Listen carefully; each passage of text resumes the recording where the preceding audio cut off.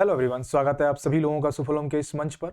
और जैसा कि आप सभी जानते हैं, डेली करंट अफेयर्स सीरीज में हम दिन भर की खबरों को देखते हैं जो हमारे एग्जाम के पॉइंट ऑफ व्यू से ज़रूरी है, महत्वपूर्ण है। ठीक है, तो ये किसी भी एग्जाम के लिए महत्वपूर्ण है, चाहे यूपीएससी हो, यूपीपीएससी हो या एसएससी हो, है ना। सारे भी कॉम्पिटेटिव एग्जाम के लिए ये इंपॉर्टेंट है।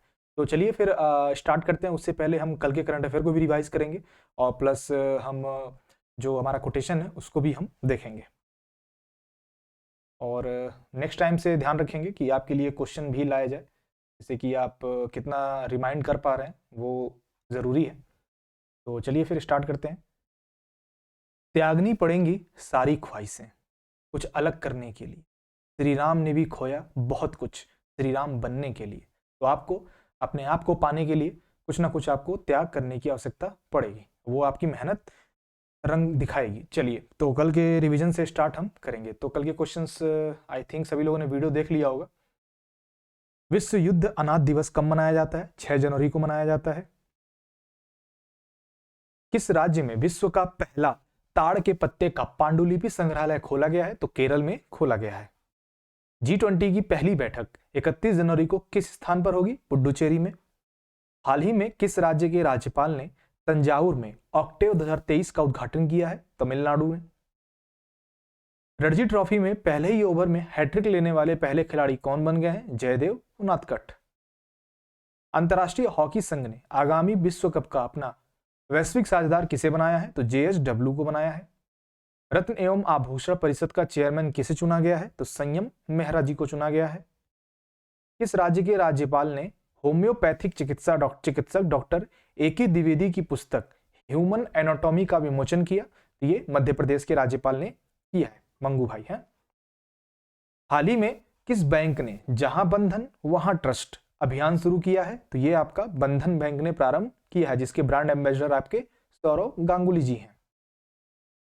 हाल ही में असम सरकार ने असम वैभव से सम्मानित करने का निर्णय लिया गया है। ये असम वैभव जो है असम का सर्वोच्च नागरिक सम्मान भी है, ये मिला है तपन सौकिया जी को। तो चलिए फिर आज के करंट अफेयर से शुरू करते हैं। 9 जनवरी करंट अफेयर को देखते हैं। चलिए पहला क्वेश्चन क्या हमारा?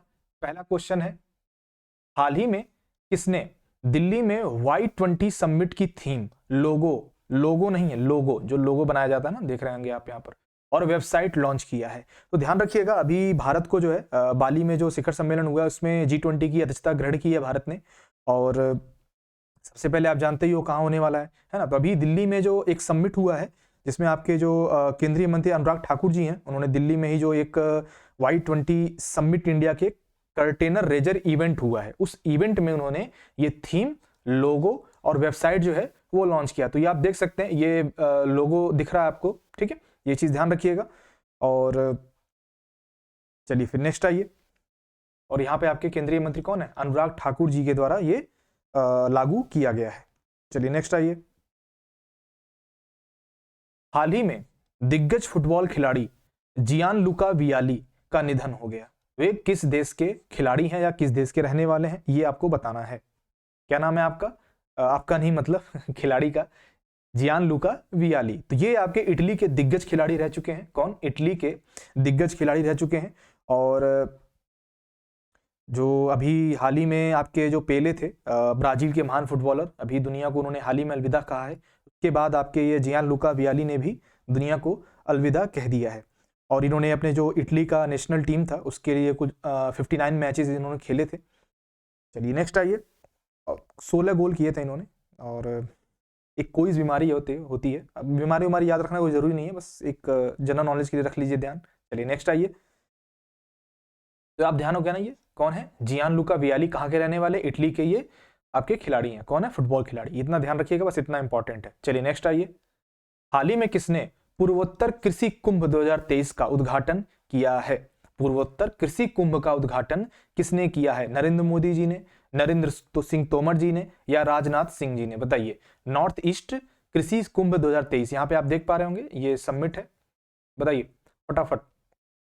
ये आपके किया है नरेंद्र सिंह तोमर जी ने। किसने? केंद्रीय मंत्री हैं। कौन से मंत्री हैं? मेघालय में ये है, केंद्रीय कृषि और किसान कल्याण मंत्री जो है, मेघालय में ही इन्होंने ये किया है। मेघालय में इसका उद्घाटन किया है। किसका? पूर्वोत्तर कृषि कुंभ का उद्घाटन मेघालय में किया गया है। इस बात का आप लोग ध्यान रखिएगा। और ये कौन से स्थापना में, जो नॉर्थ ईस्ट कृषि कुंभ है, ये कौन से स्थापना दिवस मनाया गया है? ये 49 में 49वां, जहाँ फाउंडेशन डे आप देख पा रहे होंगे इमेज में, तो उसमें समारोह में ही इन्होंने ये जो किया है। चलिए नेक्स्ट आइए, क्वेश्चन नंबर 4 हमारा है। क्वेश्चन नंबर 4 क्या बोल रहा है? हाल ही में कौन सा देश दुनिया का तीसरा सबसे बड़ा ऑटो बाजार बन गया है? ऑटो, जो ऑटो चलाने वाला नहीं है, पूरे ऑटोमोबाइल जो बोलते हैं उसे हम, जो गाड़ी उद्योग है ना, इसको हम लेकर के बोल रहे हैं। तो सबसे बड़ा बाजार आप सभी जानते हैं, जो पहले स्थान पे चीन है। क्या है?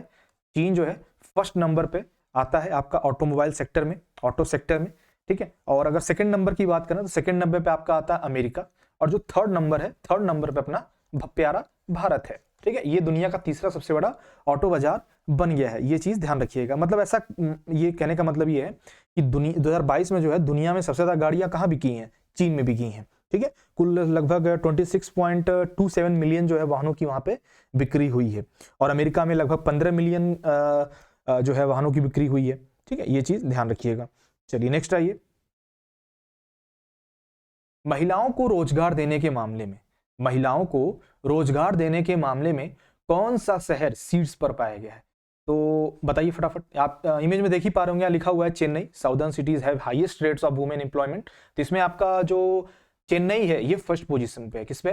फर्स्ट पोजीशन पे चेन्नई आता है। चेन्नई के बाद भी उधरी के हैं आपके पुणे हैं, ठीक है। उसके बाद बेंगलुरु है, हैदराबाद है, मुंबई है, ये सभी इस लिस्ट में आ रहे हैं। अगर 10 लाख से अधिक आबादी वालों में देखें, टॉप 10 वाली लिस्ट में 10 लाख से अधिक आबादी जो शहर है उसमें आप ले लीजिए अहमदाबाद, विशाखापट्टनम, कोलकाता, कोयम्बटूर, ये मदुरई भी ले लीजिए, ये भी सब इसमें शामिल है। और ये जो रिपोर्ट लाया गया है, ये अवतार है एक कंपनी, उसकी उसी की रिपोर्ट के थ्रू ये आया गया है। और ये रिपोर्ट कहां से ली गई है? तो जो वर्क प्लेस है वहीं से लिया गया है, ठीक है। ये चीज सिंपल सी बात है। चलिए नेक्स्ट आइए, अगला क्वेश्चन कौन सा है? अगला क्वेश्चन है हमारा 6 नंबर। हाल ही में किसने 29 मोबाइल पशु चिकित्सा इकाइयों और कॉल सेंटरों का उद्घाटन किया है? हाल ही में किसने 29 मोबाइल पशु चिकित्सा इकाइयों और कॉल सेंटरों को, मतलब उसका उद्घाटन किया है? आप इमेज में दिख रहा होगा, लेकिन आप नाम नहीं जान रहे होंगे तो मैं बता देता हूं आपको। पुरुषोत्तम रूपाला। कौन है? पुरुषोत्तम रूपाला ने 29 मोबाइल पशु चिकित्सा इकाइयों और कॉल सेंटरों का इन्होंने उद्घाटन किया है। ये चीज आप लोग ध्यान रखिएगा। हेल्पलाइन नंबर भी दिया है, ठीक है, ये भी ध्यान रखना है आपको। मत्स्य पालन, पशुपालन, डेयरी मंत्री कौन है अपने? पुरुषोत्तम रूपाला जी हैं, ठीक है। ये चीज ध्यान रखिए, केंद्रीय मंत्री हैं मत्स्य पालन, पशुपालन और डेयरी मंत्री। चलिए नेक्स्ट आइए, इसमें कई सारे इंफॉर्मेशन है तो ज्यादा डीप में न जाते हुए आगे ही बढ़ते हैं, ठीक है। चलिए नेक्स्ट आइए, हाल ही में संस्कृति मंत्रालय ने कितने एसआई संरक्षित स्मारकों के लापता होने की रिपोर्ट दी है? बताइए। देखिए, अपना देश है, अभी संसद में हाल ही में ये जानकारी दी गई है संस्कृति मंत्रालय की तरफ से ही, और उसमें अभी अपने पास 3693 जो केंद्रीय संरक्षित स्मारक हैं, यानी सेंट्रली प्रोटेक्टेड मॉन्यूमेंट्स, इनमें से 50 स्मारक लापता है। लापता कहने का मतलब देखिए, इमेज में देख पा रहे होंगे आप, ये डैमेज हो चुके हैं, ठीक है। कई सारे डैमेज हो चुके हैं, कई पानी के नीचे आ चुके हैं, कई जमीन के नीचे पड़े हुए हैं, तो जैसे कि बाढ़ उड़ आया तो उसमें फंसे हुए हैं, कई तो नामो निशानी मिट गया है। तो वो मिला करके जो है 50 स्मारक जो है आपके वो लापता हो चुके हैं। और ये जानकारी कई बार दी गई है। आपके 11 तो ये यूपी में ही गायब है 11, ठीक है। और दो करके आपके और स्टेट में, जैसे दिल्ली हरियाणा के दो स्मारक गायब हो गए हैं। तो ऐसे कई सारे राज्य हैं जिसमें स्मारक गायब हो चुके हैं, ठीक है। ये चीज ध्यान रखिएगा। असम, पश्चिम बंगाल, अरुणाचल प्रदेश, उत्तराखंड, इन सबके स्मारक भी गायब हो चुके हैं। गायब होने का सेंस, इन द सेंस ध्यान रखिएगा, नष्ट हो चुके हैं, या तो नष्ट होने वाले हैं, इस स्थिति में है, ऐसा ध्यान रखिएगा। ये इमेज के माध्यम से आप समझ सकते हैं, काफी कुछ इसमें बर्बाद हो चुका है। बस ये एक मंजिल बचा है, एक ये बचा है, ये भी आधा टूट ही रहा है, ये भी टूट ही रहा है, इसको संरक्षित नहीं किया जा रहा है। चलिए नेक्स्ट आइए, किस शहर की पुलिस ने, क्वेश्चन नंबर 8 पे आते हैं, किस शहर की पुलिस ने 2021 के लिए सर्वश्रेष्ठ पुलिस इकाई का पुरस्कार जीता है? सर्वश्रेष्ठ पुलिस इकाई का पुरस्कार जो है वो किस शहर ने जीता है? जालना है, या नागपुर ने, या दोनों ने, या इनमें से कोई नहीं? तो ध्यान रखिएगा, जालना और नागपुर, इन दोनों ही शहर की पुलिस ने 2021 के लिए सर्वश्रेष्ठ पुलिस इकाई का पुरस्कार जो है जीता है। ये चीज आप ध्यान रखें। और ये किस लिए दिया जाता है? कानून व्यवस्था बनाए रखने के लिए, है ना। आप जो भी पुलिसिंग का काम कर रहे हैं, लॉ एंड ऑर्डर मेंटेन करने के लिए जो भी आप टेक्नोलॉजी इस्तेमाल कर रहे हैं, उसको देखते हुए किस तरह से आपका लोगों के साथ मेल जोल है, मतलब समाज आम जनता के साथ क्या आपका बिहेवियर है, वो सभी देख करके ही इसको 3 जनवरी को ये विजेता के नाम घोषणा कर दिया गया था। ये चीज आप ध्यान रखिएगा। चलिए नेक्स्ट आइए। कई सारे श्रेणी है, उस श्रेणी को फिर आप अलग अलग में देख सकते हैं, ठीक है। ये और औरंगाबाद रेंज के अंतर्गत आता है जालना पुलिस, तो ये ए वाले क्लास ए में ये आता है। चलिए नेक्स्ट आइए। तो अपना आंसर ये क्या हो गया? अपना आंसर ये सी हो गया, ठीक। जालना और नागपुर पुलिस ने ही सर्वश्रेष्ठ पुलिस इकाई का पुरस्कार जीता है। हाल ही में किसने एशियाई प्रशांत डाक संघ के महासचिव के रूप में कार्यभार संभाला है? तो यहाँ पे आपको इतने सारे दिख रहे होंगे। Asian Pacific postal union welcome, कौन है? VP Singh, secretary general. तो विनय प्रकाश जी हैं। कौन है? विनय प्रकाश जी जो है, डॉक्टर विनय प्रकाश जी को एशियाई प्रशांत डाक संघ के महासचिव के रूप में 1 जनवरी को ही इनको पदभार के रूप में ग्रहण किया गया है। चलिए नेक्स्ट आइए। और ये एशिया प्रशांत डाक संघ है, इसका मुख्यालय कहाँ है? बताइएगा आप लोग कमेंट बॉक्स में, तब तक मैं बता देता हूँ। इसका जो मुख्यालय है, क्या है? मुख्यालय कहाँ है आपका? ये है बैंकॉक, थाईलैंड में। कहाँ है? बैंकॉक, थाईलैंड में। ये आप लोग ध्यान रखिएगा। चलिए नेक्स्ट आइए।